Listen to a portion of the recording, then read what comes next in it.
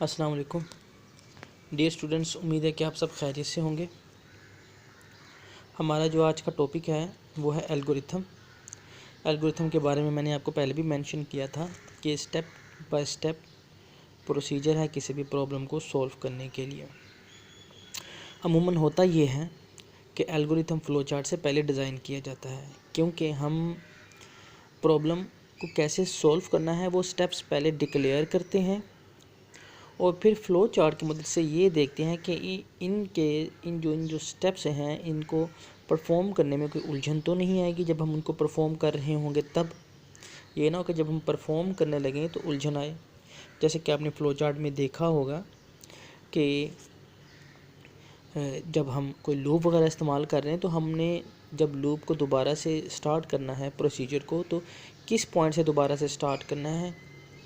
जब मैं शुरुआत में फ़्लो चार्ट को देख रहा था मुझे भी इस तरह की कई मरतबा जो है वो प्रॉब्लम नज़र आई थी, लेकिन फ़्लो चार्ट ने हमें इजीली समझा दिया कि जब हम उसको कोडिंग में लिखेंगे, कोडिंग में इस्तेमाल करेंगे, तो हमने किस लाइन को किस से जोड़ना है ये हमें फ़्लो चार्ट में बहुत आसानी से समझ आ जाता है।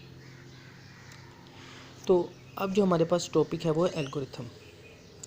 नॉर्मली मैंने पहले भी मेंशन किया था कि एल्गोरिथम होता है, फिर फ़्लो चार्ट और फिर कोडिंग, ये मैंने समझाया था आपको। लेकिन आपकी बुक में पहले फ़्लो चार्ट है और फिर एल्गोरिथम है। अगर आप इंटरनेट के ऊपर सर्च करें तो आपको भी यही नज़र ही आएगा कि एल्गोरिथम होता है, फ़्लो चार्ट होता है और फिर कोडिंग से रिलेटेड एक्टिविटीज़। लेकिन जैसा कि आपके बुक में उन्होंने पहले फ़्लो चार्ट बताया है फिर एल्गोरिथम, तो हम उसको ही फॉलो करेंगे। और डेफिनेशन एल्गोरिथम की बुक पे लिखी हुई है, वो मैं इंशाल्लाह शेयर भी करूँगा कि एल्गोरिथम स्टेप बाय स्टेप या टू डू लिस्ट कि हमने क्या क्या करना है उसकी लिस्ट को हम बोलते हैं एल्गोरिथम।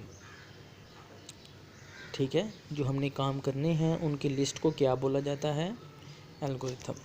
तो यहाँ पर हम छोटी से एग्जांपल देख लेते हैं एल्गोरिथम की कि एल्गोरिथम कैसे काम करता है। यहाँ पर चाय बनाने की एक रेसिपी है और उसका एल्गोरिथम बनाया हुआ है। सबसे पहले जो हमारा स्टेप ए है वो है स्टार्ट, कि हम स्टार्ट करें, अपने जो इंग्रेडिएंट्स हैं, चीज़ें हैं, वो अपने पास इकट्ठी कर लें।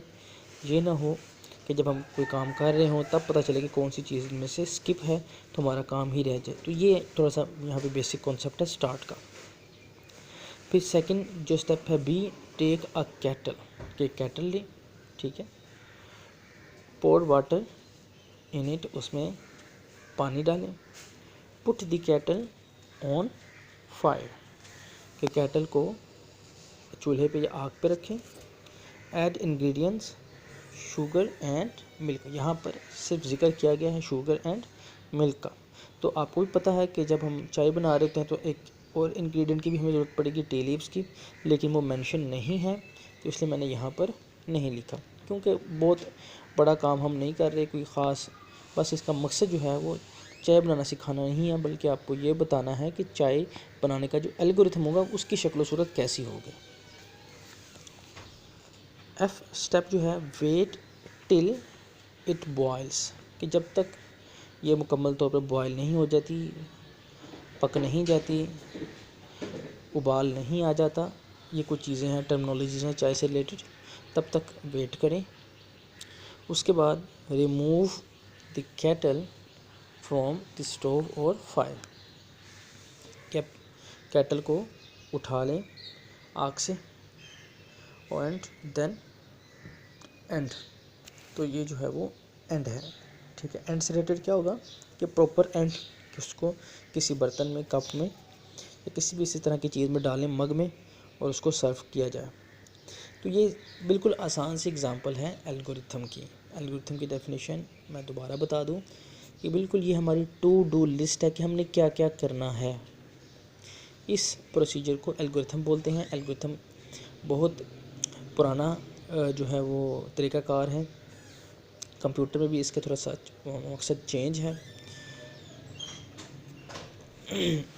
अब हम देखते हैं कि रोल ऑफ एल्गोरिथम, जो नेक्स्ट टॉपिक है वो क्या है, रोल ऑफ एल्गोरिथम, के एल्गोरिथम का रोल क्या है। जो आपकी बुक पे मेंशन है वो ये है कि एल्गोरिथम का रोल ये है कि इससे हम फ़्लो चार्ट डिज़ाइन करते हैं, अपने स्टेप्स डिक्लेयर करते हैं और देन उसके ऊपर कोडिंग की जाती है। लेकिन छोटी सी लॉजिकल एक मैं आपको पैटर्न बताता हूँ कि पहले आप अपने स्टेप्स इकट्ठे करेंगे, क्या क्या करना है वो इकट्ठा करेंगे और फिर उसका फ़्लो क्या है वो देखेंगे। ठीक है, मैं दोबारा दोहरा दूँ, ये नहीं हो सकता कि हम पहले फ़्लो देखें और क्या क्या करना है वो बाद में देखें। ठीक है, क्योंकि जो करना होगा उसका फ़्लो देखेंगे। एग्ज़ाम्पल कि हमें गिनती पहले आती है 1 2 3 4 5 6 7 8 9 10। जब हमें ये आती होगी तब हम इसका फ़्लो देखेंगे कि 5 के बाद क्या आता है, 6 आता है। अगर मुझे पता ही नहीं है कि 5 के बाद 6 आता है या 7, तो मैं उसका फ़्लो जज नहीं कर सकता। ठीक है, बिल्कुल वैसे कि जब मैं ये स्टेप्स डिक्लेयर कर लूँगा, ठीक है, जो आपको इस वक्त नज़र आ रहे हैं कि take a kettle, pour water, जब मैं ये डिफ़ाइन कर लूँगा तो उसके बाद ही मैं ये फ़्लो देख पाऊँगा ना कि भाई पहले मुझे पानी उबालना है या पहले शुगर ऐड करनी है। जब मैंने ये स्टेप्स डिक्लेयर किए ही नहीं है तो क्या मैं उसका फ़्लो जज कर सकता हूँ? मुझे पता ही नहीं है कि शुगर डालनी है या वाटर डालना है, तो क्या मैं ये जज कर सकता हूँ कि पहले वाटर डाला जाए या शुगर ऐड की जाए? ठीक है, छोटी सी लॉजिक मैं दोबारा डिफ़ाइन कर दूँ कि हमने क्या क्या स्टेप्स परफॉर्म करने हैं ये बताता है एल्गोरिथम, और उन स्टेप्स का फ़्लो क्या होना चाहिए ये बताता है फ़्लो चार्ट। ठीक है, जैसे यही एग्जांपल दोबारा दोहरा लेते कि हमने क्या करना है, हमें पानी लेना है, टी लीव्स लेने हैं, शुगर है और मिल्क है, ये 4 चीज़ें हमने लेनी है। ये डिक्लेयर हो गई 4 चीज़ें ज़रूरत पड़ेगी। अब इनको कैसे ऐड करना है, किस तरतीब से करना है, पहले चाय डालनी है या चीनी, तो ये हम चलेंगे इसके लिए फ़्लो चार्ट की तरफ। तो फ़्लो चार्ट हमें इसको मज़ीद वाज़ेह करके बताएगा। हालांकि तरतीब कुछ यहाँ पर भी मेंशन है एल्गोरिथम के अंदर, लेकिन फ़्लो चार्ट में वो तरतीब मज़ीद बेहतर हो जाएगी कि अगर कहीं किसी किस्म का मसला होगा तो वो हमें उस मसले से निपटने का तरीक़ाकार बताएगा। क्योंकि ये तो बहुत आसान सी एग्ज़ाम्पल है, मैंने आपको फ़्लो चार्ट में लूप तक समझाया है। तो लूप कैसे, मैंने आपको समझाने के लिए कि लूप कहाँ से चला और किससे दोबारा जुड़ा, ये मैं फ़्लो चार्ट में बता सकता था। ठीक है, और जो स्टेटमेंट्स हैं, जब हम उसी लूप की स्टेटमेंट लेंगे तो वो भी बिल्कुल इसी तरीके से इस तरह तरतीब में होंगी, लेकिन उससे आपको फ़्लो समझ नहीं आएगी। लेकिन जब हमने फ़्लो चार्ट समझा था तो बहुत ईजीली हम पहुंच गए थे कि हमने किस स्टेटमेंट के बाद घूमकर कहाँ से शुरू करना है। तो ये मेन मकसद होता है फ़्लो चार्ट का और एल्गोरिथम का।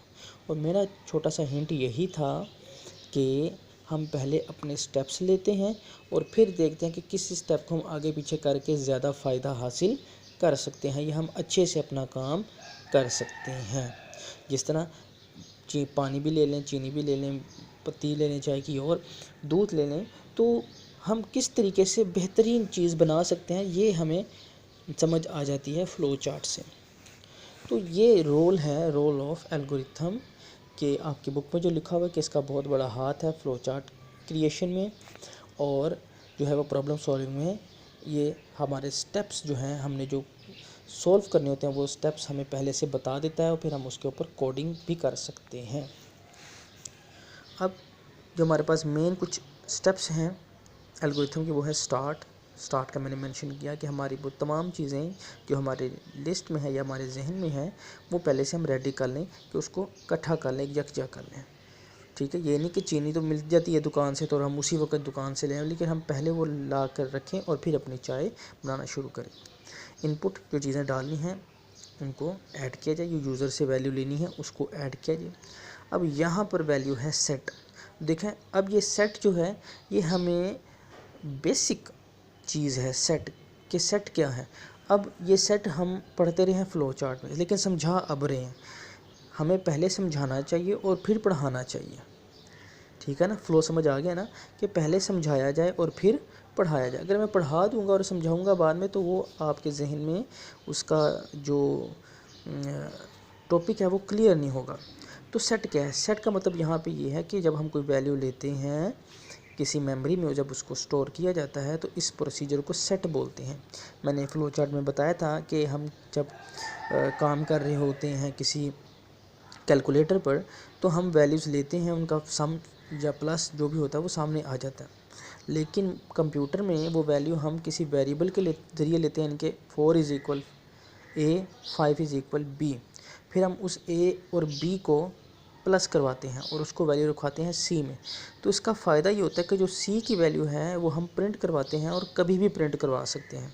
कैलकुलेटर में जब हम 4 + 5 करेंगे, हम उसका आंसर लेंगे और उसको रेस कर देंगे, क्लोज़ कर देंगे, तो हम दोबारा उसी आंसर को लेने के लिए हमें दोबारा 4 + 5 करना पड़ेगा।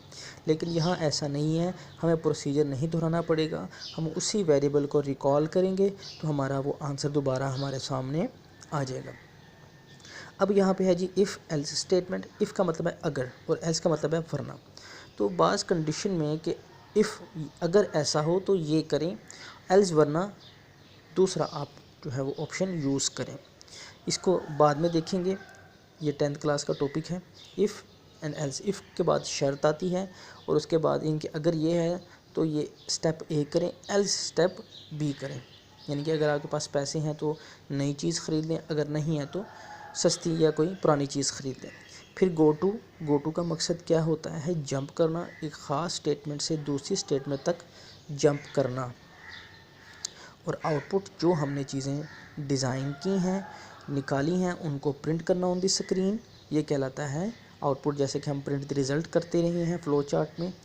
उसके बाद है जी स्टॉप अपनी तमाम तर चीज़ों को वाइंड अप करना, वो क्या कहलाता है? स्टॉप। तो ये छोटा सा टॉपिक था जो ऊपर एल्गोरिथम दिया गया, उसको काइंडली आप अपने हाथ से कीजिएगा। किसी किस्म का प्रॉब्लम हो तो मुझसे रब्ता कीजिएगा। अस्सलाम वालेकुम।